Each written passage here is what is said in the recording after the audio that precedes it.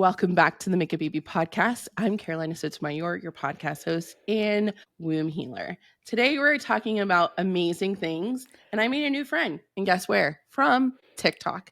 Welcome my friend Leslie. She is a fellow womb healer, and she's going to share an amazing topic about womb healing, somatic healing, and mushrooms. We've talked about herbalism on the podcast, but we've never talked about plant medicine or using mushrooms in the healing journey. And I'm so enthralled and so excited to hear about all the wisdom she has to share. So Leslie, thank you for being here. Welcome. Thank you for having me. And also kudos to TikTok for setting us up together because the algorithm just knows us so well. And I had only just like 2 days before we met, even gone and started TikTok. Shut up. You're doing so well. Oh, thank you. Your videos are so good. I'm like a huge fan of yours. So it was like, I shooted my shot. I shot my shot. I was like, oh my God, can we be besties? Yeah, 100%. And I want you on the pod. And then you're on my pod.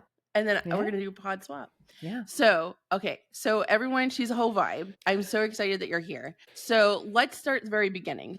Tell us a little bit about give us an intro of who you are, what you do, who you serve. I think that's the best place to start. And then how did you get there? Yeah, perfect. So my name is Leslie Draffin. And in a former life, I was a TV news anchor for 15 years. Deeply disconnected from my body. Yep. Very much in the masculine hustle culture. But what's true and alive for me is I'm adopted. I was raised by a preacher's family in the deep south of the United States. And the turning point in my journey, which of course is all a lesson, is that at age 18, right after I had had my first sexual experience with a person I deeply loved and had been with for a long time, I was diagnosed with herpes. And so as a freshman in college, that threw me into the deepest shame spiral one can imagine. Everything I had been told as a preacher's daughter, don't have sex till you're married or something bad will happen, had come true.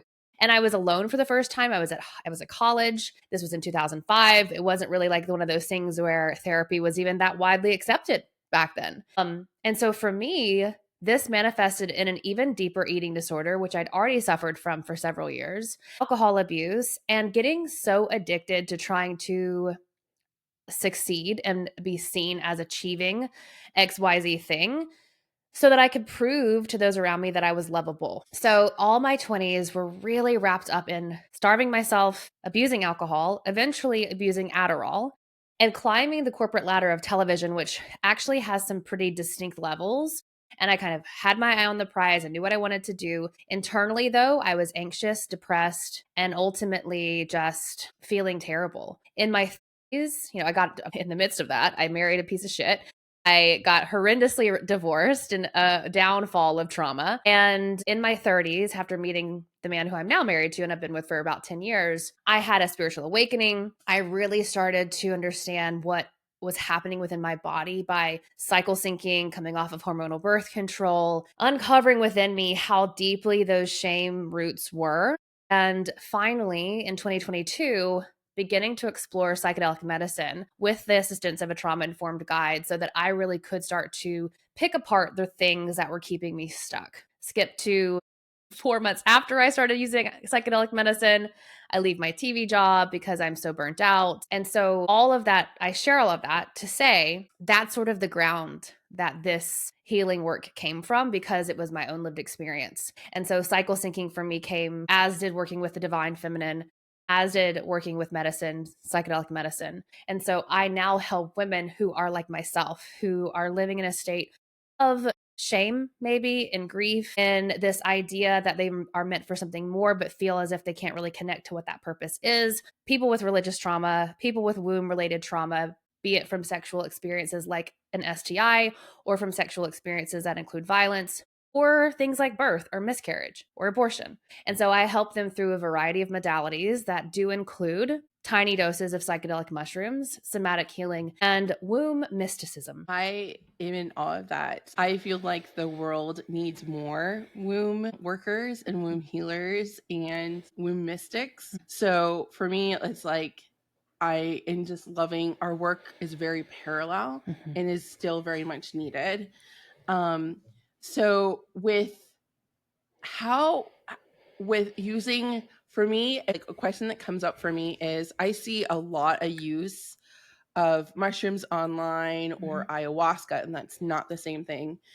And it's becoming widely popular. I Yeah. live in Omaha, Nebraska, and it's even being super popular here. I Nice. have roots in South America where Okay. my dad was from. I have not experienced any of this, but can you give uh, some recommendations or a few things that people can use their discernment when they're looking to work with a practitioner Mhm. on their healing that is using these aids or these additional tools that could be very well misused, Yeah. or if they are not used properly, or if you're not being held, could be quite dangerous. Could you give us some advice on that? Because I think Yeah. it's so important, because you being a trauma informed practitioner and so obviously so well informed and so well versed in everything in your craft, what are some things that people should look for that are green flags and versus red Yeah. flags? I love that question. So I want to definitely answer that. And I want to walk it back just slightly to talk a little bit about the stigma that is around psychedelics Yes. right now. And I think you really hit the nail on the head. They are becoming really wildly popular thanks to the bros out there that are talking about this on their bajillion download episodes of their podcasts. For me, the core thing about medicine, and only work with mushrooms. So we're going to be speaking about mushrooms as we move forward. Yes. For me, the core thing about mushrooms is that we need to be in reciprocity and in integrity with that medicine. I'm a white woman, right? I have some indigenous roots with the Cherokee, but I don't have indigenous roots, to my knowledge, of South America or Mexico, which is where a lot of the psilocybin cubensis mushrooms that we are usually using here in North America come from. So the first thing is knowing where the medicine you are choosing to ally with is from. Looking at practitioners who have either studied under people who have that, and I have studied under some folks with that same background, or if you're out there and you want to embark on this on your own, doing your research, understanding who, the leaders were in this field, and starting to just ask mushrooms to come into your life and to show you what they need to show you. And I don't just mean psychedelic mushrooms, I mean any mushroom. When I started this journey, the amount of mushrooms I would just see popping up everywhere, it's like, oh, I see you, little cute winky thing, like I see you, I see you. So being in integrity, being in reciprocity, one of the first things I have my clients do is give back in some way to the community around them. Go clean up the park, volunteer at a shelter, go help animals, go help people, whoever, whatever calls to you, in order to be in relationship. Because for me, it's really about being in right relationship. I don't like to say I take mushrooms. I like to say I'm in relationship with them, I'm working with them, I'm allying with them, because for me, taking is a very capitalistic mindset. And this became mainstream because of capitalism and white people taking from the woman who invited them into mushroom ceremony. Her name is Maria Sabina, and her birthday was last month. So she's really top of mind for a lot of us. So that's what I'll first say. Know what the medicine is that you're going to work with. Ask it to come into your life. Be willing to work with it, not take from it. And know, at least in my belief, that these are sentient beings that will give you what you need, not always what you want. And be open to that and trust it. Now, red flags, green flags. I think a huge green flag is someone who is talking like this, right? Are you in relationship with mushrooms? How are you in relationship with those folks whose culture is the mushroom? Now, psychedelic mushrooms have been used across almost every continent in some way, shape, or form. And we're all indigenous to some place. So even if you are someone who is a Northern European person, there's a good chance you've got psychedelic mushrooms in your lineage. Good chance. I mean, the Vikings themselves had the berserkers, right? Like there are psychedelic medicines all over this whole planet. But know where your lineage lies if you can. Know how to be in a place of surrender, which was tricky. That's what I want my practitioners to know, right? I don't want them to act like they know everything. The second that they say they do, that's a huge red flag for me. But that would be some of the first things. I would also look for someone who's trauma informed. If you're a female, I'd look for a female. There's a lot of damage that can be done by practitioners in this space. And it's not all men, but it is often men in the space that are preying on people who are in an expanded state of consciousness that can lower inhibitions and lower your ability to say no. And that's especially at high doses, right? So we do see that in the space. Red flags in general of psychedelic use are anybody who's in the comment section of these posts saying, buy these mushrooms from Fungi 29. Absolutely not. That's a scam. They'll probably steal your money. That's not how we get medicine. And another red flag for me personally is continuous high dose mushroom use without proper integration. And that looks like, in my opinion, high dose journeys where you're hallucinating more than 4 times a year. I personally would not do it more than twice a year. 4 times a year, I think, is really the max. Because for me, what that signals is a dependence on the feeling that you achieve in that situation without the necessary time to integrate the shadows that it brought up, to integrate the ego experience that it brought up. So that's, I guess, where we can start. And I'm happy to answer any questions that you have based on what I shared. So much to unpack there. For me, there's a few things that run very deep for me that are, I think, that I haven't gotten into in a while in containers, but I think you touch upon some really important things that I think are not beginner. And I think it's really important to understand that maybe some people may not have heard of, like reciprocity. So reciprocity is just that you give and you take, like there is the act of giving back. And in healing, even like when people have asked me, why don't I do sessions for free? There has to be an energetic exchange. So when you are talking about that, that's like, even if you go grounding underneath a tree, you should take the tree a gift. It's also the word surrender. I know that that's a powerful word. It could be a triggering word for some people, but the surrender is like is the art of letting go. It's like not owning that anymore. It's the detachment. It's not necessarily, I want to clarify, is like, this is very powerful. I want to put it into words that maybe people who are new to this kind of conversation, or, that could digest this a little bit easier, is like surrender could be just the art of detachment. You're choosing not to own that story, that narrative, that experience. You recognize that it happened, but you're choosing, I don't need to let it impact me anymore. It doesn't have the hook on you anymore. I think it's really powerful. I think also knowing the origin of yourself and knowing the origin of the thing that you're choosing to work with is super powerful. And I think that this is also very important because it makes the person accountable for their spiritual authority. And that meaning, I know there's a lot of big words because I know I have a lot of new listeners, and they're like, what? Or they find me and they're like new to the spiritual space. It is not. So your spiritual authority is your decision making, your discernment, your core values, and what you think is right for you regarding to religion, not religion, spiritual world, beliefs of your core beliefs regarding any of these topics. And I want you to ask yourself, what feels good in my body? What feels good to me?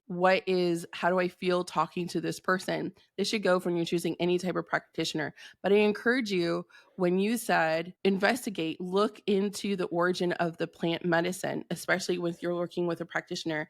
Ask them. That also leads me to, like, where are you sourcing things from? So any practitioner that you work with, you should be also open to having this type of conversations with you.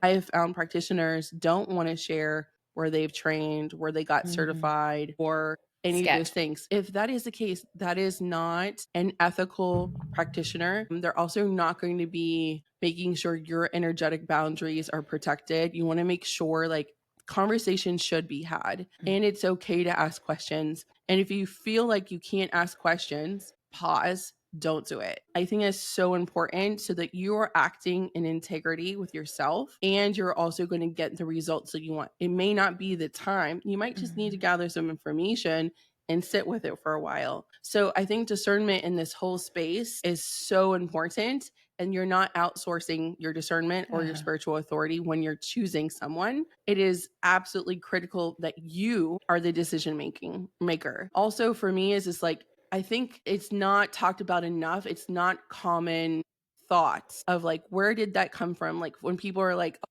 so I don't use sage, but like people are like, oh, especially with white sage. And I'm like, oh, I will burn incense, or I'll do cedar or lavender. I use different herbs, but I'm not a fan of white sage because I believe it's a closed practice, and it's not ethically sourced. I don't even use Palo Santo because all of that, you have to research the origins of that, the origins of a culture. That's not mine. It's not my culture. I didn't grow up in that. And it's not like, where did it come from? If you buy it from TJ Maxx, I'm guaranteeing it is not ethically sourced. So you need to make sure, Guaranteed. like, Guaranteed. so all of that really does matter. Yeah. And also, like, it's all has an energetic cost. So for you, if you're looking and you're listening, reciprocity is a universal law. And there has to be an exchange and a respect of the receipt so you can give back. Yeah. So I think when you said that, I was like, that's 100% a core pillar in my healing program is reciprocity. You have to give back, but you also have to be the ability to receive. But unless you can give fully, you can't fully receive. And what I'll say to that too is you don't necessarily have to understand what this means before you do this work. I actually came to working with psychedelic medicine with the ask of the medicine. Help me become open So it to chose you. I do think it chose me. I think that I've been hearing about it a lot. We can also talk about that really quick. How do you know you're being called? If you continue to hear people talk about it, if you're listening to this podcast, if you see mushrooms everywhere, if it's on your TVs, if you are listening to the radio and you hear it in a song, if you are watching your favorite show and someone mentions it, if you see a book in the library, like there are so many cute little ways that like universe, spirit, and mushrooms try to get your attention. I don't always believe it has to be some like profound and you like hear the words of God say, eat mushrooms. Sure, it can. Most of the time it's not like that at all. Right. It's just these nudges. That's for me how it was. I first heard about it a couple years previous, and then I listened to a podcast, and this woman was talking about how psychedelic mushrooms had helped with sexual trauma. And I'm like, get on my show. Second we're done, I hire her. So that's one thing, right? You can be called in a lot of different ways. The other thing, what I was saying is that you don't necessarily have to understand and like truly feel the embodied knowing of reciprocity or surrender to begin the work with the medicine, because I believe that it will teach you what it is that you need to know. 100%. Because I asked, my intention when I first started working with my guide, my coach, was help me become open to receiving pleasure. And Mushroom said, okay, but you can't receive shit. So how are we going to give you pleasure if you cannot even receive? You don't understand. Has a sense of humor. For sure. It's like you don't understand surrender. And so not to scare anyone, but like the 6 months that I first embarked on this, I left my 6-figure job. I lost 2 of my 3 dogs back to back. Countless other things happened that I don't really share publicly about, but it was the deepest reckoning that I had probably been through. And looking back, I see it for what it was. In the midst of it, it felt awful. Like mushrooms and my sovereignty and my work with my shadow was, I believe, all realigning. It was a very Kali year. It was a very, let's burn this to the ground so that you can rise from the ashes. But in the midst of the burning, it's going to feel horrendous. It's going to be terrifying. And what I noticed about 18 months after I first embarked on microdosing, because that's what we're really talking about here, eating little tiny doses that do not require you to become hallucinant. Like they're not hallucinating. You're not intoxicating. That's great. Yeah. I wanted to know, like, so you're taking small doses. Tiny doses a few times a week. Like? It feels like sometimes I equate it with like a cup of coffee. Sometimes I equate it with a glass of wine. It feels like a zeroing in. It feels like it feels like tunnel vision in the best way.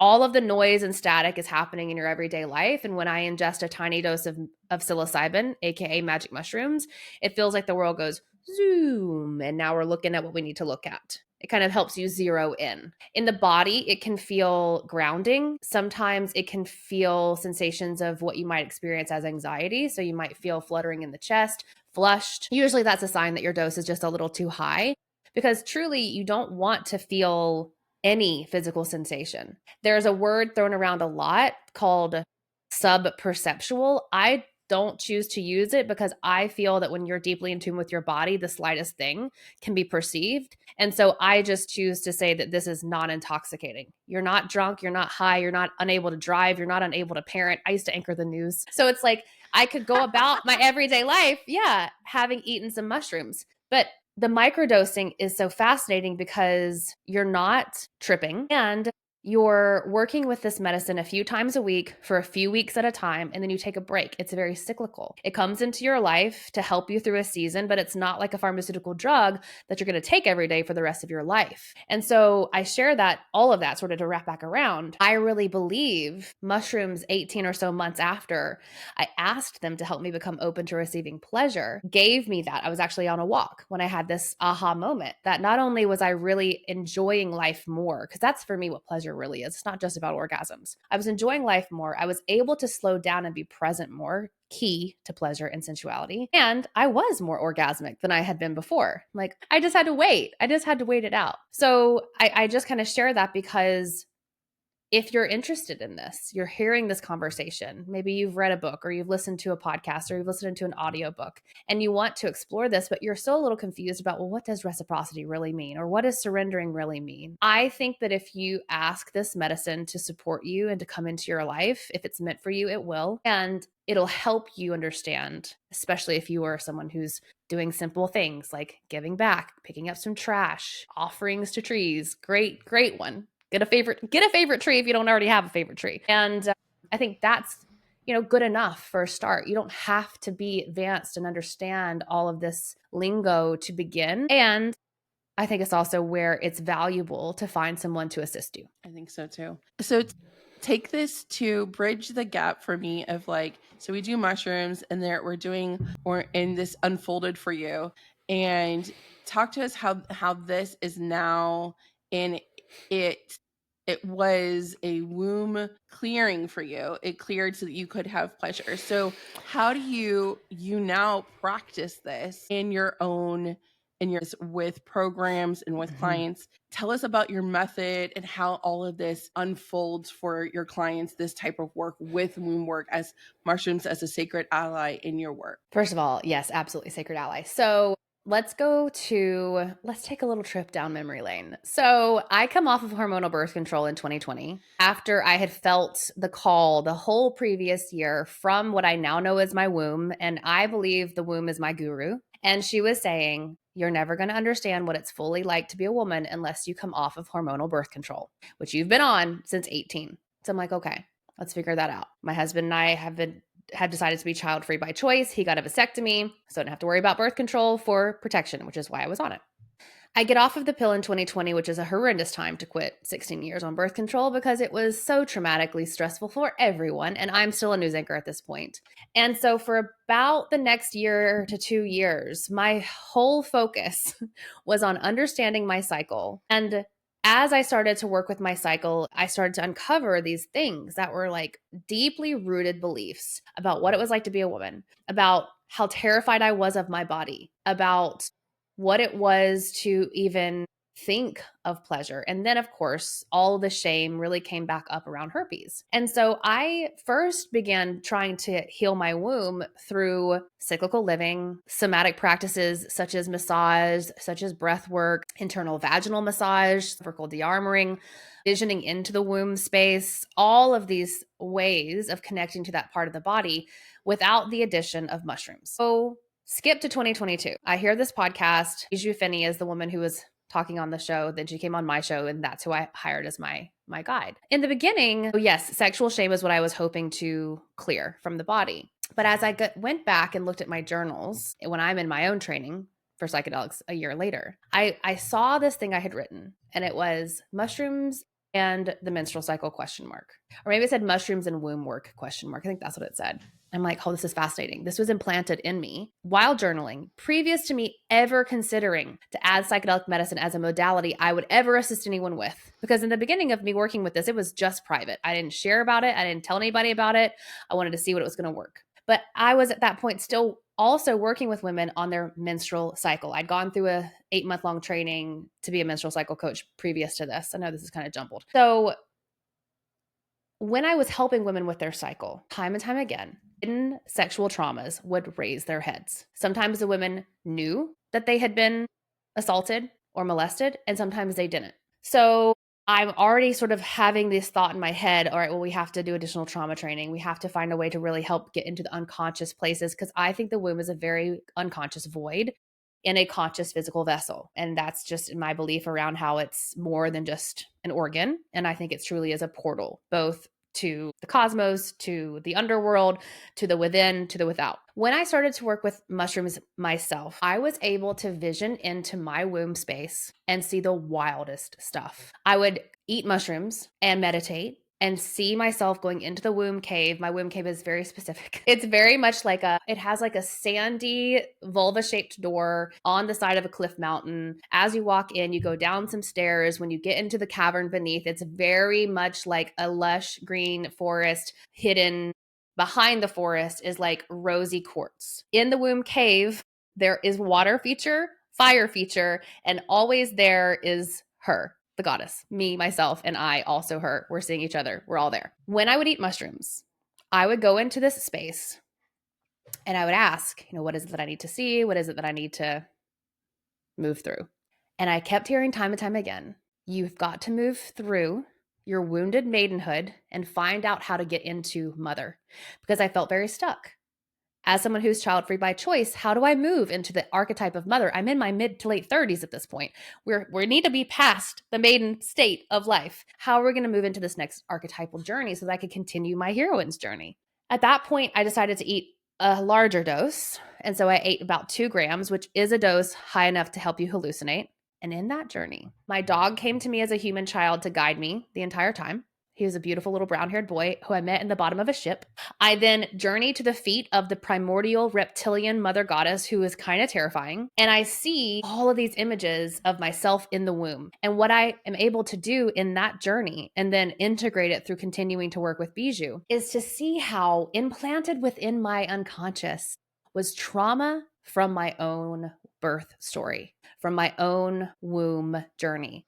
So I'm adopted. My birth mother was 12 when she was impregnated, and I had just turned 13 when I was born. She did not know she was pregnant until she was about 6 months along. I know this because I know her now. But when I was in that journey with mushrooms, I had spoken to her, but didn't know the full extent. And yet still within that experience with the mushrooms, I felt in a felt sensed way the cortisol flush, why I was wired for anxiety from the moment I came out. She was a C-section, which is a deeply traumatizing thing for mother and baby. And I was in a foster home for 1 month before I was fully adopted by strangers, right? There was a ton of things that were implanted onto baby Leslie, and the mushrooms showed me that. And so when I finally understood that part, I realized, my goddess, not only do mushrooms help the world be more fertile, right? The mycelium network connects us all. Mushrooms break down things so that the world will become fertile. But within our own ecosystem of self, I believe they break down the walls to help us see who it is we truly are, and to start to make sense of the patterns that are present in our daily life that might be triggered by conscious and subconscious wounds. Because I'm like, there's no reason for me to have been so terrified that the bottom was going to fall out. My family, as a conscious person, was very stable. We didn't have a lot. My dad's a preacher. We didn't have a ton of money. But like, there was a feeling before the age of 6 of just terror that something bad was going to happen. And for me, I think that was really implanted in me as that child. Can we also talk about the fact that she was sexually assaulted from a very young age? And I was in her body as that happened, as an egg. And then, of course, when we talk about matrilineal trauma. So I share all of that, not to trauma dump, but to share that. Well, let's pause. That was not, you were sharing your story. We got to break this Yeah. pattern of in society. You're sharing your story. Right. And I am safely opening my heart in this, invited you to be here to share this. You're not trauma dumping. Thank you. It's a valuable story. And we're so grateful that you're being so vulnerable and sharing it. Continue, please. Thank you. I share that because I think it's really fascinating how mushrooms open the door to the subconscious parts within you. And I think a lot of times in our male masculine mind-based world, we think it's opening it only to dropping our ego, which I think lives in the mind, and piecing together the thoughts. For me, it has been a very somatic lived experience dropping into the body, like seeing myself. And I'm talking about like when I was in that experience, I could see the placenta. I could see the veins. I could feel the breath. There was also a moment when I felt like I was in labor, and my period also started early that day while eating mushrooms. So it's just been such an interesting journey for me, a very personal, individualized journey. But what I've noticed in the work that I now do with these women, and as you asked, how does this help them move forward? There was a woman who I worked with in one of my first groups after I had gone through my 6 to 8 months of psychedelic training. And she had a miscarriage that year. And she came into our program really wanting to connect with the womb because she wanted to have a baby. And she has given me permission to share her story. I will never share her name. She, in the kind of halfway point of our program, which was eat microdoses, here's some course material, here's how we're going to do somatic work. And I would meet with them weekly and we would do visioning journeys or we would do somatic practices. And that was sort of what the theme was. It was called Wild Feminine Rising. About halfway through, when we're in the midst of a somatic journey into the womb space, she remembers that as a teenager, she was date raped. She had not consciously remembered it. That brought up a lot for her, clearly. And as the group, a very small group, several of whom had experienced sexual assault, we were able to hold it for her, hold that space for her. I reached out to her because that was in 2023. I reached out to her earlier this year and just to check in, like, hey, how are you doing? I was thinking about you. And she shared such a fabulous just message. She's like, well, my baby girl is going to be 9 months old on Saturday. I called her in during the program. I think she said she found out she was pregnant about a month afterwards or a month and a half afterwards. And she's like, there's no way I would have been able to. She's like, not only am I now getting to raise a daughter without the trauma within my own womb, but I don't think I would have been able to call her in as quickly without having gone through and cleared out that sexual trauma that I had remembered during the mushroom experience. And so that was sort of, the big story, right? The big one, the big client, aha. That was really fascinating when you were like, do you want to come on this show called Make a Baby Podcast? I'm like, do I help people make babies? Well, guess right there, kind of in that experience. That's a very interesting one. If you're working in the womb, you do. And for me, the other people that I've worked with that it's so interesting. I've had a lot of interesting experiences around women who've had endometriosis, and not that I can say mushrooms will help to heal endometriosis, but what I've seen is it helps you reframe your mindset around the womb as not an enemy to your body. Right. It's not the place of the battle, even though the symptoms feel like a battle when you're fighting them. But the things that they've told me are, I'm much more able to see how outside entities and forces, society, racism, oppression have impacted my womb and have impacted my pain and have impacted my medical experience. And also I feel so much more able to talk in communion with my body now that even when I'm flaring or I have this intense pain, I no longer see me as wrong or something necessarily to fix. I now know, okay, this is the journey and how can we work with this to hopefully get a diagnosis or to get a surgery or to do X, Y, and Z. And I've also worked with a lot of people who are beyond the bleeding years and who maybe don't even have a womb anymore. And for me, what's so fascinating about those women is that there's a lot of grief coming to this awakening in your 50s and in your 60s. Having lived your whole previous experience, maybe not communing with the body. And so the grief that is felt. I'm finding that as a pattern right now. I'm getting a lot of women that are middle 40s who didn't want children, that chose to be child-free and now want children. I'm not kidding you. I've had 3 calls in the past 2 weeks with that demographic. And I was like, wait a minute, what is this? I had never experienced this before. I've helped women in their 40s before, but never in all very similar storylines of like either their partners and them change their minds or they're newly married. One of them single and wants to do it. They all have like an awakening. There was like a huge change of direction of their lives and now they're wanting children. And I'm like, okay. Yeah, so we have to honor it's so like that at different ages is so important. Like when work is not just for me, I'm at a crossroads in my business of like, do I love helping women make babies. For me, the reason why I got into this was it was my own journey. One Reiki session after my dad died about 1.5 years after helped me. I was pregnant the next month. Like I had a positive test the next month and it was very early. I was 4 weeks along and it was like the faintest line, but it was one Reiki session that instilled safety in my body again that opened up my womb. Yeah. Well, I think it's so interesting too about what you said is that the Reiki created safety. When I first started working with psychedelics, what I got wrong as a new practitioner was leading with psychedelics. Mm, Now it's somatic first and psychedelics when we think it's time. And even if that's a week apart, right? Even if we're doing, okay, a drop in, let's check the nervous system. Where are we feeling like in this state? Are we somewhere in a survival mode? Do we feel unsafe in the body? And then we welcome mushrooms in the next week.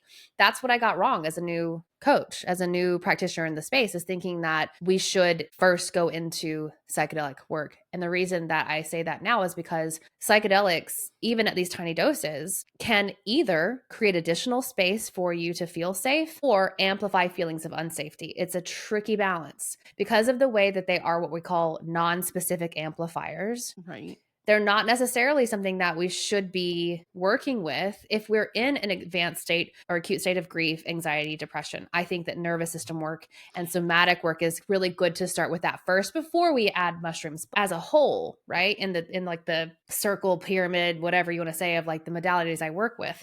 Together, they really can be transformative as long as you're laying the good base groundwork. Wow. It's so like, that is so powerful. Can you talk to us more about somatic? So like, Mhm. so define what somatic work is, and like, what are some of the somatic bases and foundation that you're talking about? Yeah.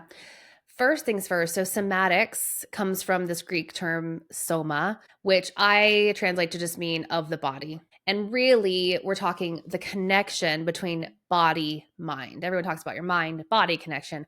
I'm talking about the other way around. So the sensations that make up your thoughts live in the body. I don't remember exactly the whole phrasing of it, but basically, when we have a feeling, we believe, most of us, that the feeling comes from the thought in our head. When in actuality, the feeling comes from a thought that came from a sensation. So it starts here in the soma, in the flesh. If you're someone who's ever experienced anxiety, that's a really good place for you to kind of synthesize this and understand what I'm saying.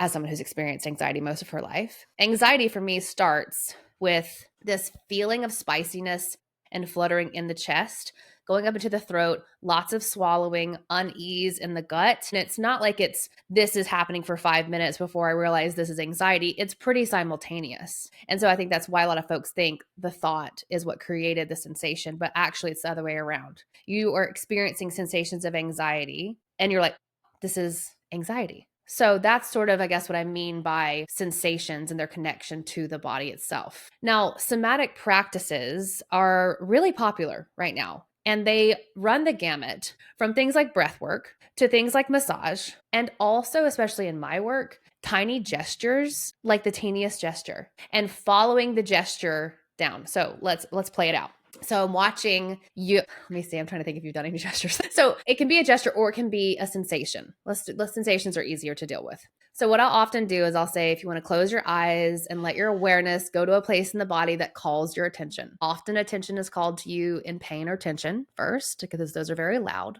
It could be openness, flowiness, itchiness. Is there a place in the body? Yawn. So let's look at the jaw or the mouth. When you're tapping into that space, yep, I see you opening the mouth. I saw you swallowing. Maybe you can bring touch to the jaw. That feels good for you. As you tap into that space of the body, is there a temperature there? It's warm. Warm.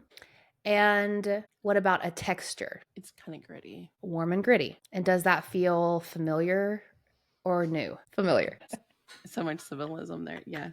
It's familiar. Okay, so then what we would probably do is let yourself think back to, when was the last time I felt this feeling? Is there something underneath the feeling? Is there a story? Am I immediately thinking of something? Okay, that's somatics. It's allowing what happens to tell the broader story of the connection. And that's why I often call it learning the language of the body. The body can't talk to you, right? Your mind is the one that makes the talking happen. And sometimes when we are in talk therapy or when we're doing affirmation mindset work or when we're constantly journaling, we're lost in the rat race of the mind without understanding that the body is actually keeping some really interesting things to itself that often want to be seen, felt, and heard.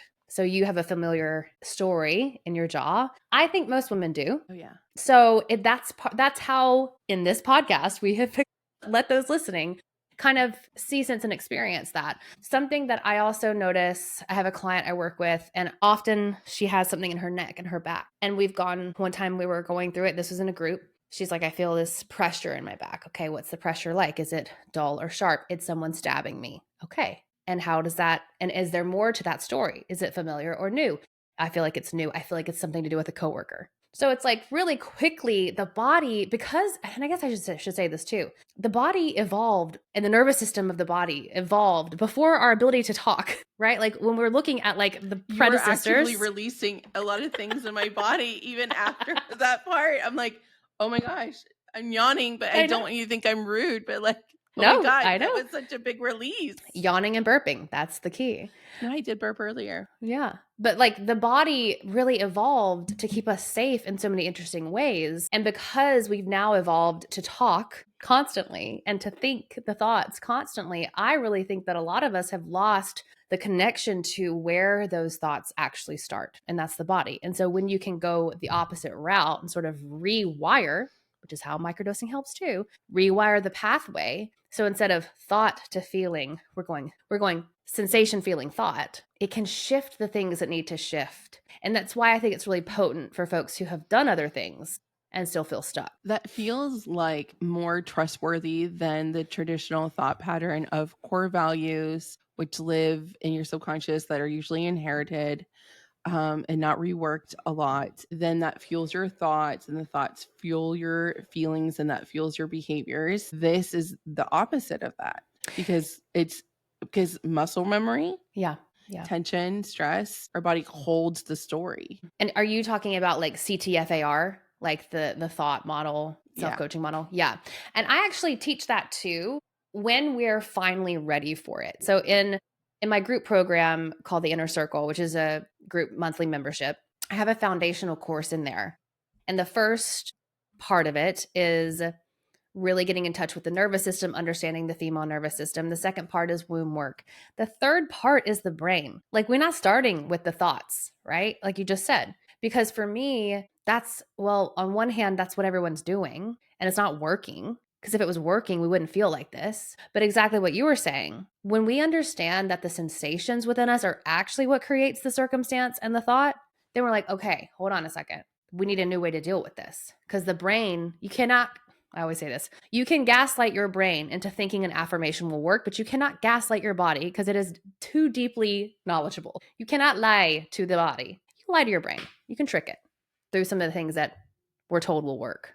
Yeah, but like that visualization versus like, repetition, that tricks it all the time. Affirmation, and actually, if you're just trying to affirm and affirmate your way into like changing your whole thought systems and beliefs, I think you're actually rewiring yourself for the opposite of your affirmation based on the fact that your body doesn't feel safe in that affirmation. It doesn't believe it. Absolutely. Emotional safety for me before it became cool was like my whole pillar. Before I went online, I did in-person work and all of the patterns pointed to the womb. And that's how someone called me the womb healer one day. I was like, everything goes back to the womb. And I was like, and for me, it was emotional safety. That was like the theme, pattern, and message I had to master in this life was how much I didn't have emotional safety in my life and how women didn't fully feel their emotions, whether they were in safe marriages or stable relationships, or they were trying to be perfect, or they were in abusive relationships, or they were coming out of XYZ relationship and I had worked with women who were menopausal or starting to be perimenopause or fertility, the whole gamut in person. And every single person, it went back to the womb. It went back to the sacral plexus chakra. And I was like, oh my gosh, it's because they don't feel safe enough to feel their emotions. And for me, it was just very simple. It was like, if you can't feel your emotions, you don't know how to properly advocate for yourself, or really know how to move forward if you're not fully feeling that full entire frequency or that full wavelength. And it's such a deficit. And if you're not feeling all of your emotions, you're not tapping into your full orgasmic potential. You're not allowing yourself to fully be your authentic full self, because there's no flow of creativity. There's no ability to feel full happiness, joy, pleasure, delight. But also for me is like, we're just holding on to so much more than we have to. Like, it is the emotional reservoir in our womb. So like everything that you said today has been so spot on, and I am obsessed with you. Can you tell us more about your inner circle or Yeah. how to work with you? For sure. Yeah. So Because I need to know. the inner circle is Maybe my you're monthly my membership. bijou. I would love to be your bijou. I love bijou, BTW. Mushroom Mamacita on Instagram. Shout out. So, yes, the inner circle is my sacred monthly membership where we meet twice a month for group coaching and once a month for microdose assisted ceremony. We had one this morning. The theme and really the central idea of this is that this is a sacred sanctuary for women to heal their nervous systems, to reconnect with their womb, and to move beyond the things that feel like they're holding them back. Grief, shame, trauma. It's a group approach, right? So it's not one-on-one coaching, but I think it's a really lovely place for people who want to begin the work. I also see that it's a lot of places where my clients who have done one-on-one with me or done more intensive small groups go to land afterwards. And so it's deeply integrative. You're seeing me multiple times a month. We're moving in circle. It's like the best women's circle plus mushroom circle I think that you can find because it's got the sacred container. Then I have one-on-one, which is called Unbound. It's a 3-month program to help you move beyond the things that are keeping you stuck. Center of that being womb trauma. And I just revamped that. Last year I focused a lot on mental health because that's where I was coming from. My own mental health was a key deciding factor in me deciding to do this work, to start this journey however many years ago with my own healing. There are, I think, some other interesting things that are coming down the pipeline. You and I've kind of talked a little bit about this, things to do with the mother wound, things to do with the witch wound. But what I do love about the inner circle is it also includes that foundational course. And there are like 30 plus hours of somatic practices ranging from a 10-minute breath work, a 40-minute womb visualization, which I just did right before my period 2 weeks ago, I was like, dang, this is pretty great. So I use my own work. And so that's sort of how folks can work with me now. If you're listening to this though, and you're interested at all in how to begin a microdosing practice, I have a free guide called Activate Your Inner Magic. It's going to answer all of the questions that you have about microdosing, including the ones you are too afraid to ask and the things you don't want to Google. And so I'd love to give that to you to put in your show notes. Absolutely. And then I also do have a 9-minute practice that I created last year called the shift method. You want to talk about that really quickly? Yes, please. Okay. So the shift method was born after my soulmate dog died.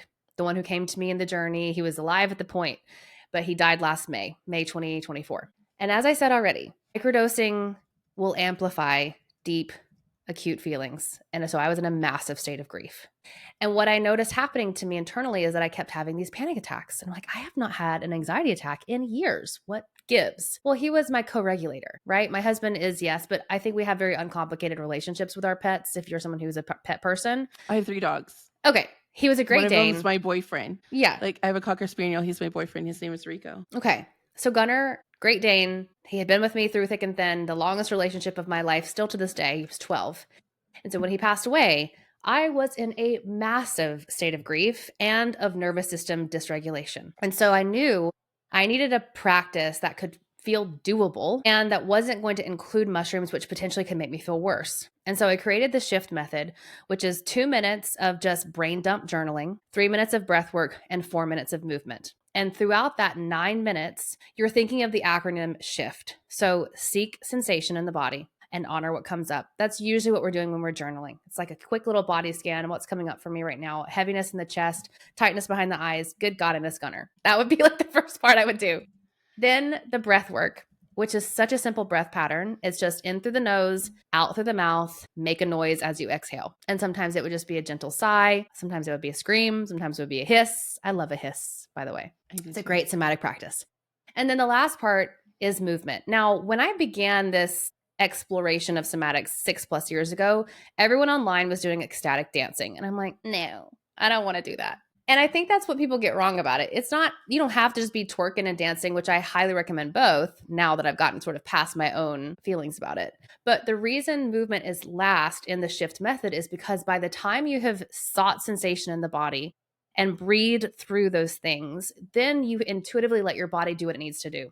It can look like hugging a pillow. It can look like shaking your whole body. It can look like twerking. It can look like cat cow, child's pose, right? Laying on the earth. And so for me, that 9-minute ritual helped me drop out of my head and into my body where the feelings and sensations are born. And this helped me stay sober through his loss. I've been sober now for over 2.5 years, and I haven't really ever desired a drink except when we were leaving the vet and we had left him behind after we had to put him down. I looked at my husband and said, there is a part of me, a tiny, tiny part, but a still small little vocal part that wants you to drive to the liquor store and I want to get fucking blasted and forget that he is dead. And I'm like, and I'm going to honor that part, and I'm going to recognize that that is not the decision that I want to make. And so Shift helped me continue to understand that healing is not about repressing, like what you said, those emotions of grief, which didn't feel safe for me, but deeply needed to be expressed. Shift helped me keep my heart open, helped me move through it. Other things helped me too, like writing to him and talking to him constantly and like hiring a pet psychic. The Shift method was born from that massive state of loss that happened when he passed away. And so it's also a free guide. There in the guide are tailored playlists for your potential mood. Energy, calm. In the inner circle, I have a bunch of different playlists, like when you're feeling a little sexy, when you're feeling like you want to scream and cry. So that's another one that I'd love to give to you so that you can put it in your show notes too. And those will also put you on my email list where we can communicate. We met on TikTok. The algorithms don't love it when you talk about weird shit, but emails are where we can talk about whatever we want. So that's where you definitely want to be. We own that part. I want to thank you for being so vulnerable, sharing your story here. You've impacted me. Thank you so much. Like just sharing your wisdoms and just super in awe of you and what you're doing and serving the world with. And where can people find you on social and on the internet? On TikTok, where we met, you can find me at The Womb Mystic. And on Instagram, I'm at Leslie Draffin. I also have a podcast, The Light Within, which you are going to be a guest on in just a couple of days, but it'll actually be a couple of months before you air. And then website is lesliedraffin.com. Thank you so much. And for everyone that's listening, thank you for being here with us today. Remember, you are the light. You have the power. And I can't wait to see you later this week. Talk to you soon and let the Reiki flow.